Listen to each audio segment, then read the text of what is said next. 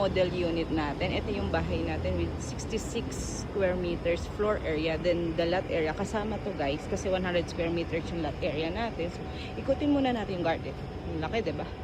Actually, super good deal to para sa 5.3M na price. So, ayan siya.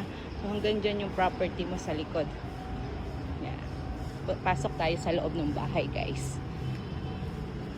So, the model unit ay ito yung kanyang facade. Yan. So, pagpasok natin, hi guys! House tour tayo. So, kasada, ito yung living area. Yan. And the dining area. Hi guys! And the dining area. Then, kitchen. Tapos, ito yung nasa labas. Yan. Papunta yan sa labas. Then, ito yung ating toilet and bath dito sa baba. One toilet and bath to. Then, yung hagdan natin, may storage to. Super functional to, guys. Maganda na may storage talaga sa baba. So, pakiyatin natin. 3 bedrooms dito sa taas. So, ayan yung itsura. Yes.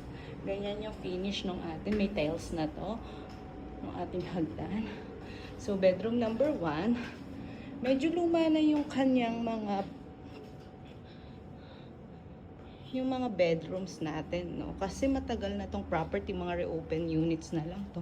Bedroom number 2. And the bedroom number 3. Yeah. Ay, meron siyang short ano dito. Tapos ito cabinet. Yan. Bedroom number. Tapos ito ginawa niyang toilet and bath. Ngayon, may option kasi na hindi mo to ipagawang toilet and bath. Pwede itong family area. So, bahala na si buyer magde-decide. No? Kung okay lang naman sa inyo, pag natutulog kayo, bababa kayo para mag-CR. So, pwede nyo siyang gawing family area. So, mamaya may turnover unit tayo. Thank you guys. Hope na na-appreciate nyo yung property ni Springdale. Thank you.